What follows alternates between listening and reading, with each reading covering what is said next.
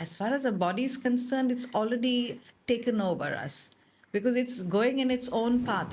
It is not just a blind exercise, it is to do with awareness, to understand your body alignment, to understand your breath, how your breath is moving. Okay, the intention for the Rajaguna and for the Tamasic Guna, for the dynamic and for the static.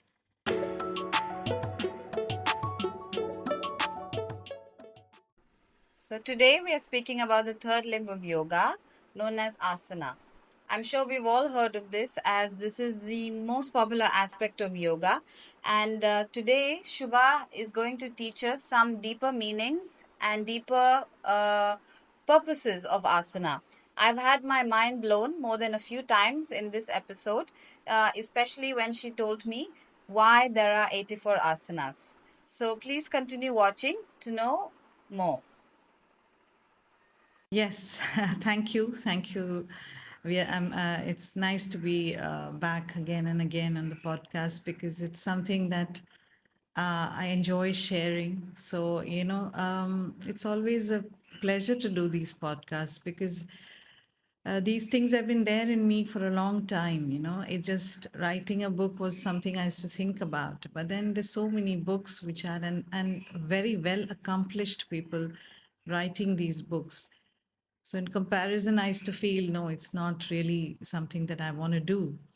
And a podcast, yes, because then it's like more communication. So the little things that you can communicate, the experiences that I have s- uh, encountered, and things like how I perceive pranayama or asana or pratyahara or any of those limbs of yoga, and how I understand yoga. Okay, that makes all the difference. So that is why I actually enjoy doing this podcast. So maybe at some point I'll enjoy looking back at it and saying, okay, this was worth it. And so, yeah, I'm glad. I'm always happy to be here. I hope you are too to do this. Definitely, definitely. Like conversations are so spontaneous, Books, that is already a past version of you because you've Hmm. written it in the past, But this is very spontaneous, very lively. And it's a great video diary of how our thoughts were at this stage of time, I guess. Yes, I guess so. Maybe after 10 years, I might think, oh, what was it like? Why was I, even doing it? Or maybe I would be happy. I'm not sure. But, hey, let's just take one day at a time and, enjoy this particular time. And what Yeah. it's a nice time to be alive. I feel personally, no matter how much we curse the digital media and social media, I feel, I mean, it's become so easy, so easy to kind of communicate. We are 8 billion people in this world, and then like even if it touches like a few people, it still kind of works. The way I understand yoga, if I can share it. Now, asanas is something that, I personally started off my understanding of yoga with asana. So does everyone. I know. So though everyone keeps beating up asana as saying, oh, like, we're focusing a lot on asanas. And even I do that.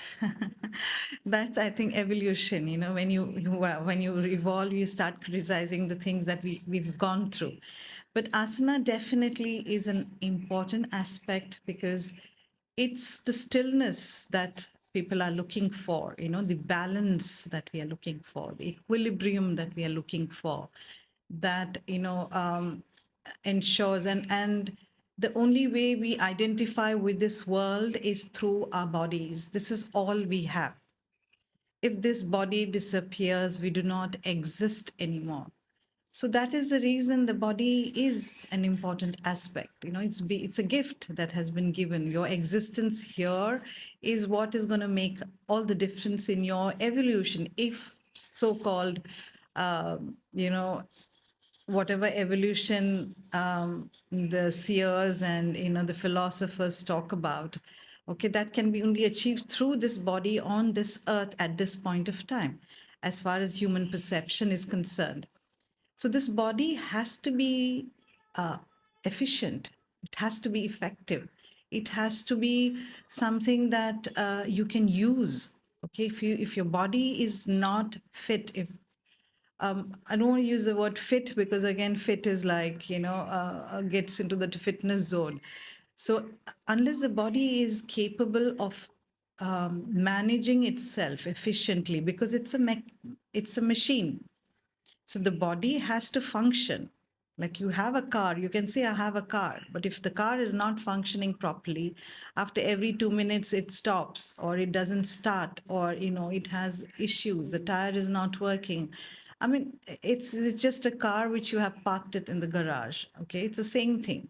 So human body is the same. It's a machine, and it can mm, function on its own. It can work on its own. It's a mechanical thing that has been given to us. However, we have something called the vritti, that is something called the mind, yeah, which is like, which is one of the most difficult aspect to understand. Okay, it's that mind, mm, what we also call free will. Okay, the mind is actually is the resistant factor, though it's a beautiful thing to have. That's what makes us different from animals and from other species. But this mind also can be our biggest enemies if we do not know how to kind of, regulate it.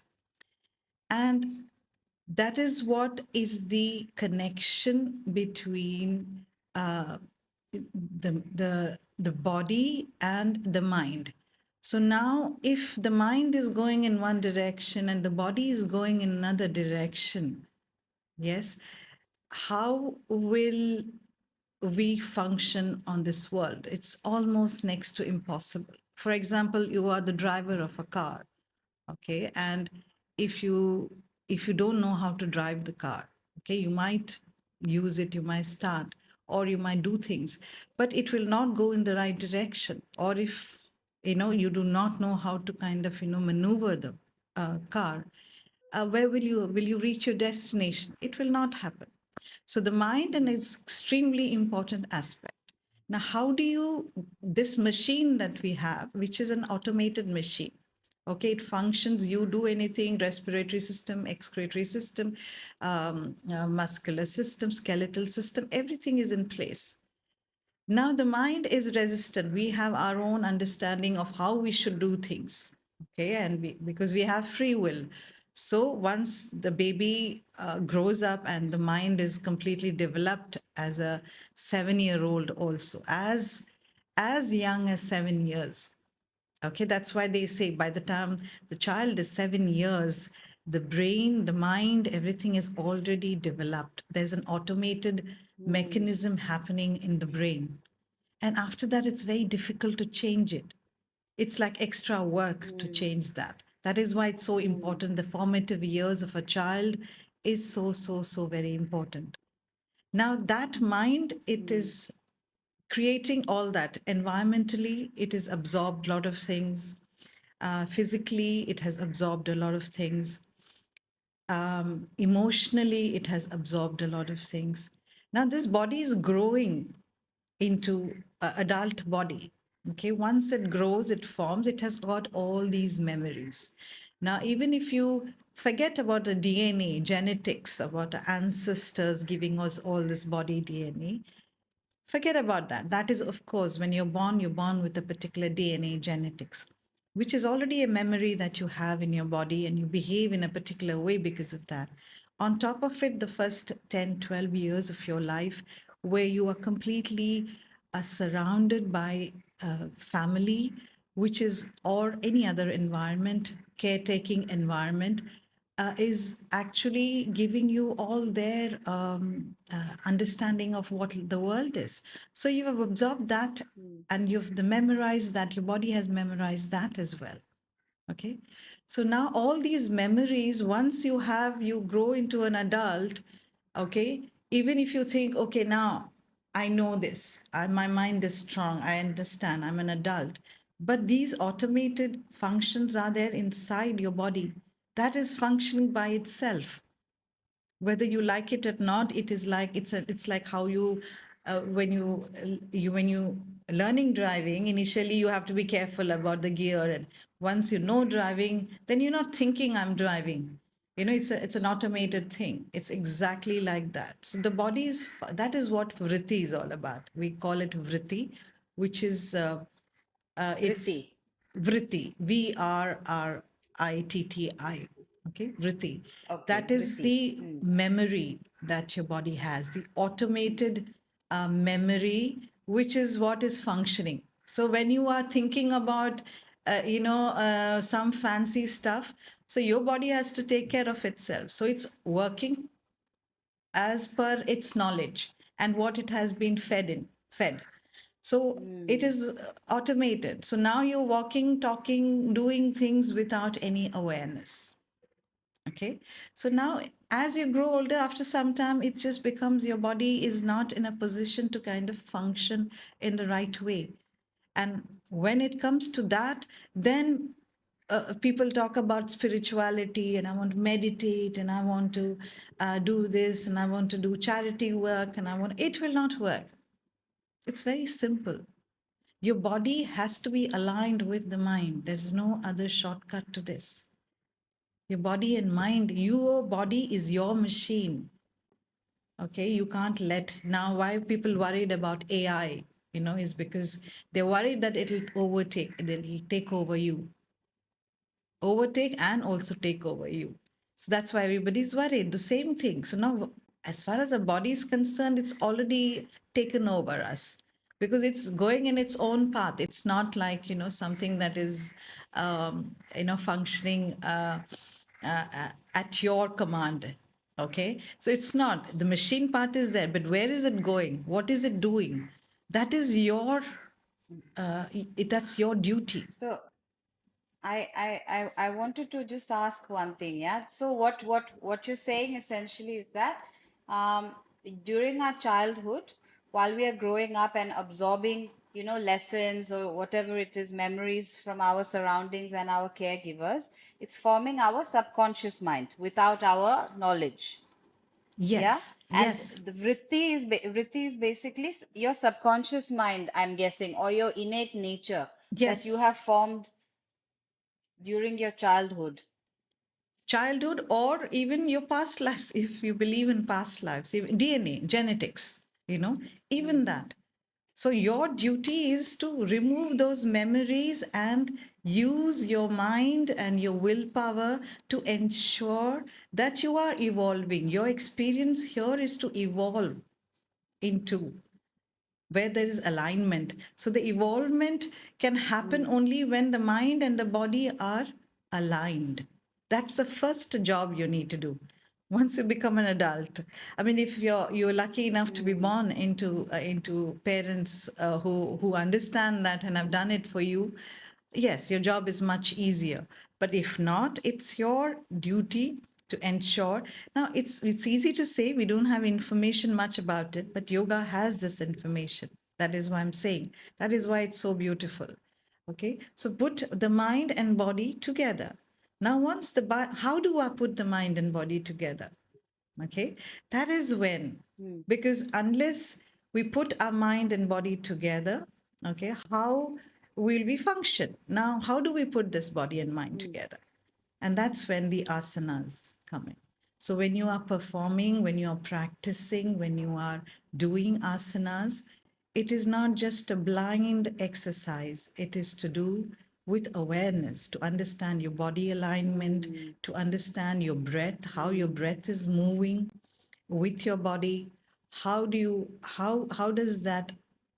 manage to remain in a particular state of stillness despite the chaotic environment?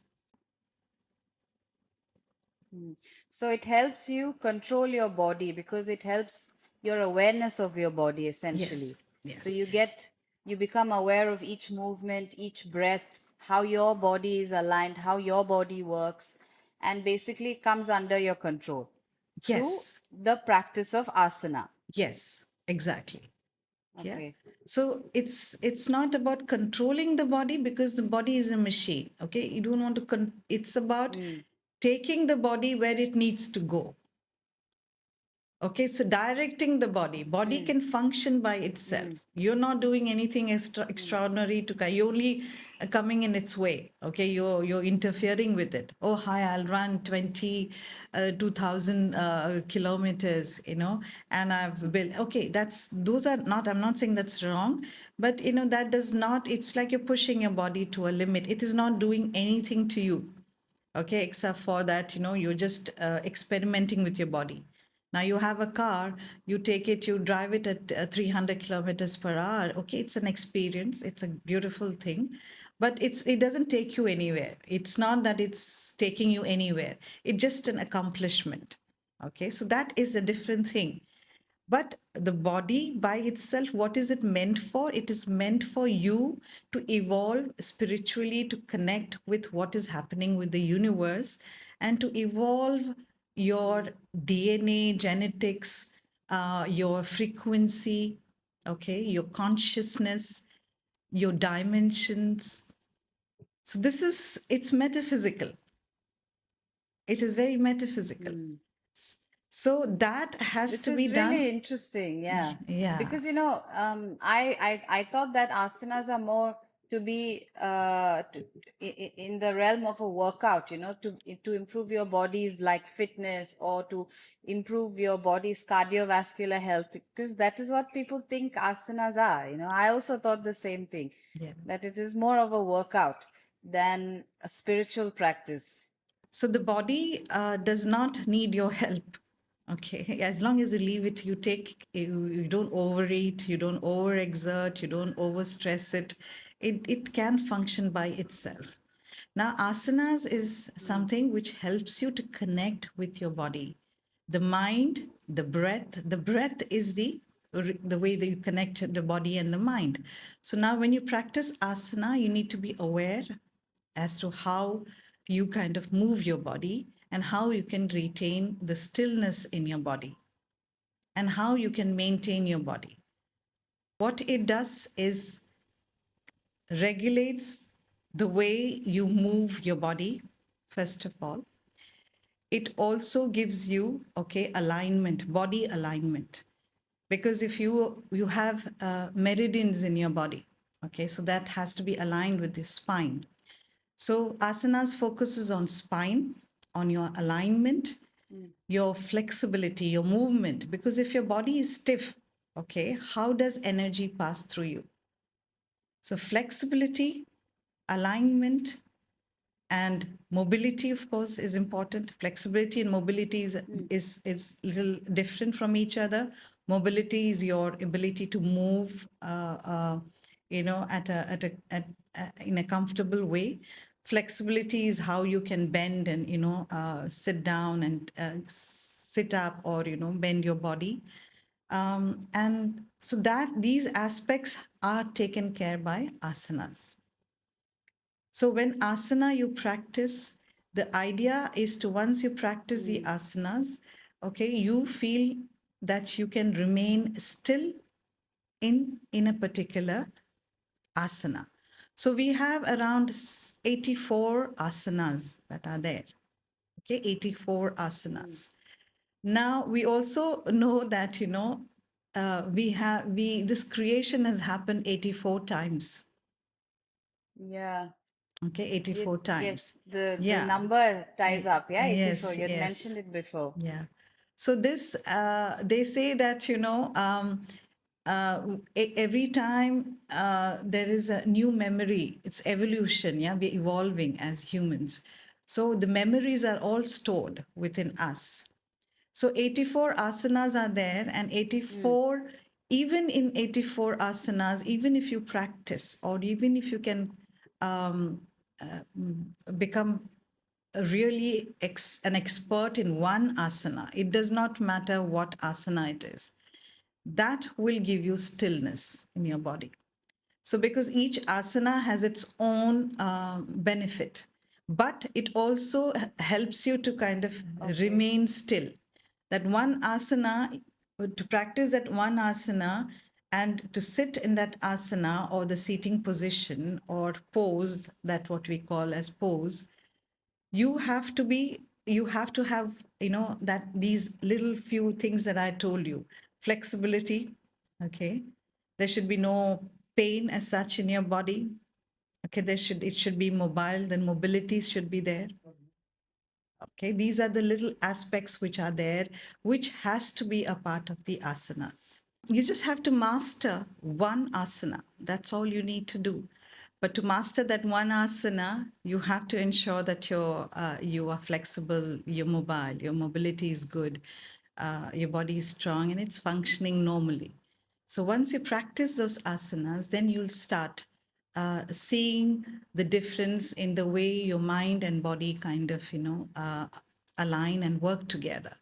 So that is the concept of asana. So if you remember in our podcast when we were talking about, maybe in the second or the third podcast, I've explained to you how asanas evolved during the last Mm. maybe 2000 Yeah. years. Mm. Yes. So it's only in the 14th century that it was, you can say, it was all written and documented, all the asanas. Until then, there was no proper documentation of asanas. Okay, but that does not mean the asanas did not exist, because even 6,000 years ago, there are proofs that people were practicing asana through the little miniatures that we have found. So that means asanas always existed. The 14th century is when it was first documented. The asanas were documented. Now, before that, there was no documented evidence. Okay, that doesn't mean asanas did not exist. It existed from 6,000 years ago, because little miniatures were found at that time. So it does not mean Mm. asanas did not exist because there was no documentation. However, from the 14th century, we have a proper roadmap that we can follow, so as to kind of practice a few asanas which will lead us to some kind of a equanimity. Now, when we come to equanimity, that is what we need to understand. What is it? Now, our body has got three attributes, which are not the body, the universe has got three attributes. Okay. So, those three attributes are something called sattva guna, okay, which is equanimity. Second one is rajaguna, which is dynamic. The third attribute that we have is tamasic, which is static. So now these three attributes are there in the universe. They're there on the earth, on planet Earth. And then as we go closer, it's there in us humans as well. So this has to be, if one of the attribute is more than the other, it makes it difficult for our body and our mind to function. So now these three attributes have to be balanced. Now, what is static? Let's Mm. start with tamasic. Tamasic is basically Mm. static, which is, it also, when it is goes to the extreme, it can become lazy, okay, motionless, okay, and it has a darker side to it as well. So tamas, most of the time we say it's the shadow, the shadow side of us, which is like, very rooted in the worldly things, in things which are like, what we can see, what we can hear, what we can do. So it's basically a bit more towards the dark side of a human mind. Okay, but it is required. Why is it required? Because the static is the masculine energy which is there, and it is what is remains still on our body. So that stillness that we talk about does come from being static. So it's an essential aspect. Only thing we need to regulate it. Okay. The second one Mm. is the Mm. rajasic. Rajasic means it's a dynamic movement. So movement, moving the body, moving things which are moving. The earth is moving. The planets are moving. So that is what makes the world what it is, the movement. So that movement is required to ensure that we can kind of go about doing our things in this world. So the body needs that as well. Sattva guna is the place where both these two meet, okay, are aligned. So also we can say sattva guna is where our intentions are. Okay, so where we place our intention.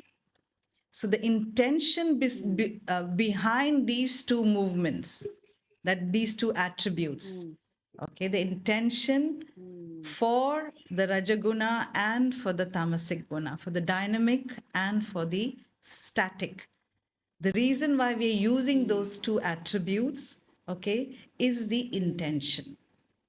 So the sattva guna helps us to give us clarity as to what intention should be.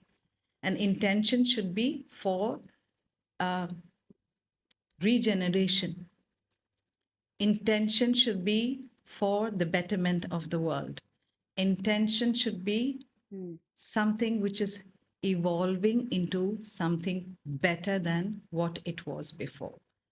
So these three attributes are there in every human. So when we are not careful, okay, one of these attributes takes over and completely derails us. The derailment happens when any of these two attributes are not in sync. So the raja guna is required, the dynamic attribute is required, and the static uh, attribute is required. Both are required for us to survive in this world, but it has to be okay within the confines of the intention. So unless the intention is clear, these can mislead us. So asanas, what it does, it again helps you to kind of align these three attributes and to make sure the body is in a sattva guna state. So when you practice yoga asanas, which has been uh, evolved, written, and drawn, you can say, because initially the pictures were drawn.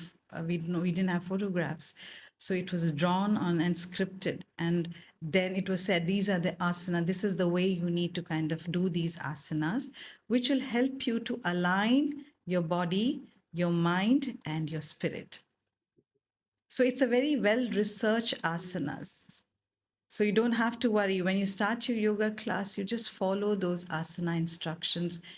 But it has to be done properly, not as an exercise, but it has to be done. Again, the intention comes in. So if your intention is like to kind of lose weight or to do look beautiful, there's nothing wrong in it. But understand that the rajaguna, the dynamic state of your this thing will become more. For example, if your asanas, you're doing it just to kind of, I want to just relax. Okay, I just want to feel calm. I just want to relax. That also does not mean you're not here to be relaxed. You're here to be doing your work on yourself. Okay, so only thing you need to be alert. So the sattva guna is what it makes you alert. So the point of an asana is to make you alert. So when you practice yogasana, you can do any form of exercise, whatever you want to have fun. There's nothing wrong in it. When you call it yoga asanas, okay, there is a reason behind it. The intention is to ensure that your body, your mind, and your spirit is connected with each other so that you can evolve metaphysically. Does that make sense to you, Sneha?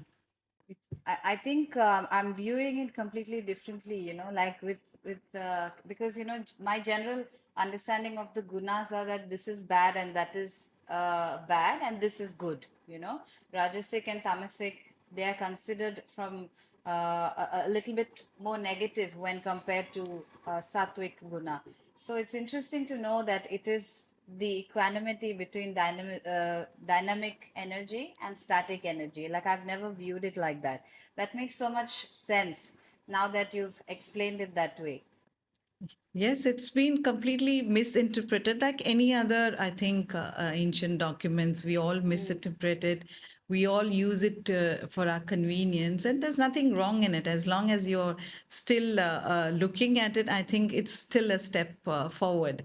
So for me, like it doesn't matter how people are practicing yoga now, because at least there's an awareness of yoga. At some point, there will be. It's easier. For example, somebody who's been practicing yogasana in their own way, for me it becomes easier for them to kind of guide them, because it's easier. Now I can tell them, okay, now this is how you need to kind of correct it. But for example, if somebody doesn't understand yogasana at all, it's like a uphill task, to start from beginner level, to make them understand asanas and to take them through the process. It takes longer. So I have no issues, and I always feel that it's a nice thing that people are practicing asanas or yoga in their own way, because at least the awareness is there of the something that, and even if they're practicing very in a very shallow manner, they still see the difference in them, okay, which is a beautiful thing. So why not, so it is maybe a fraction of mm, what they could achieve if they did it a bit more carefully and with awareness. But it doesn't matter. It's as long as they're mm, practicing in some way or form, I think they are on their way. mm, mm.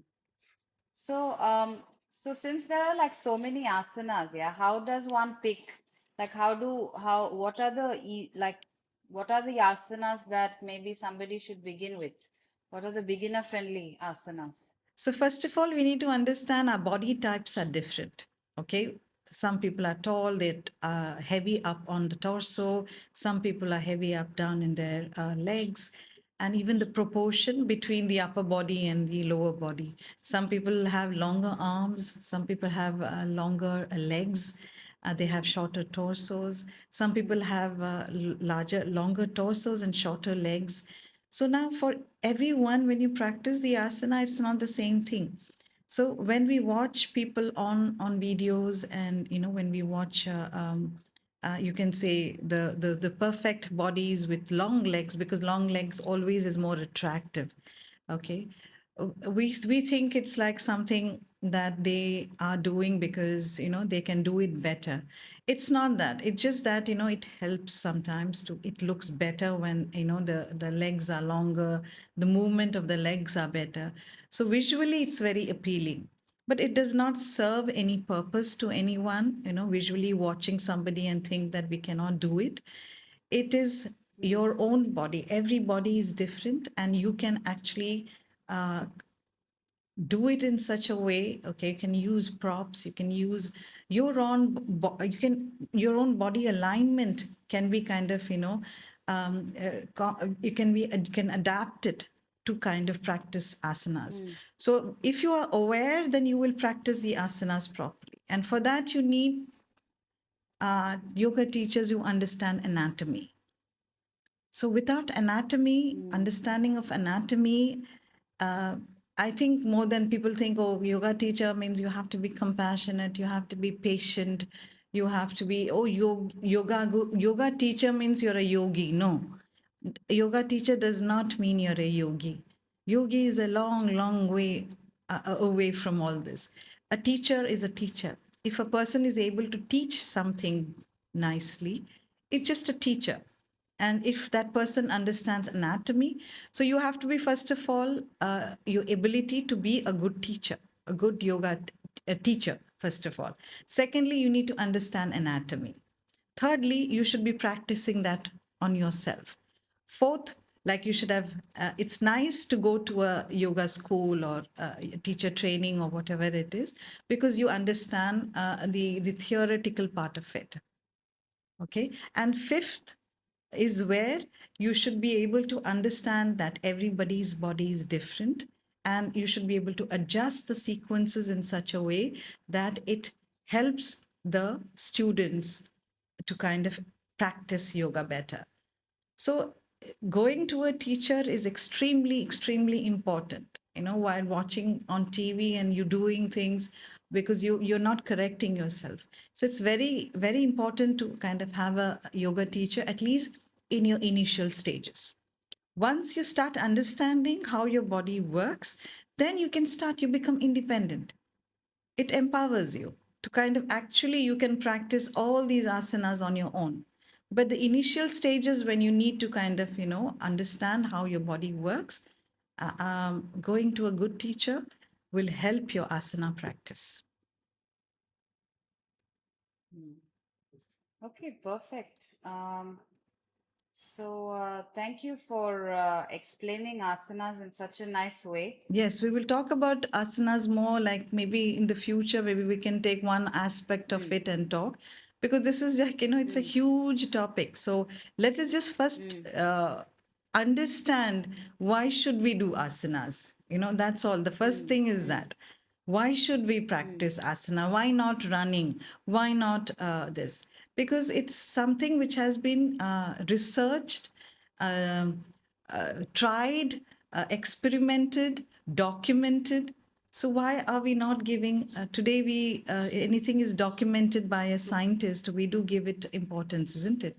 The same way this has been researched, experimented, and documented. So why aren't we using it to make our lives easier?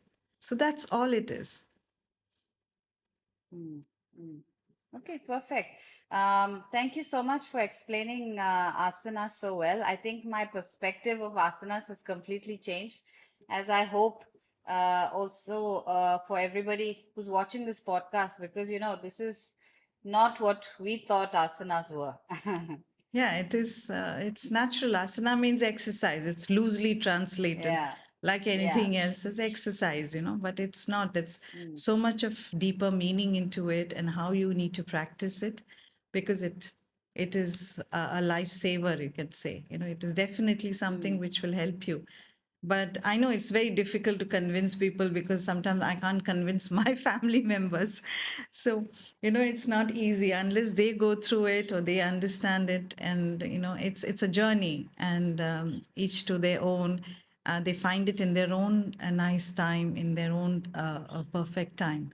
And when the time is ready, you'll find your teacher, you'll go for a class, you'll start understanding it. So I wish all the best for everyone who's trying to seek to learn more about yogasanas. So, guys, thank you so much for tuning into the Yogue Body and Mind podcast. If you like what you've just heard, please visit us on our website www.getyogue.com and follow us on all our social media platforms for more content just like this. Please like, subscribe, share, and comment any questions that you might have for us. Also, don't forget to turn on the bell icon so you never miss any of our future episodes. Thank you once again, and see you next Wednesday.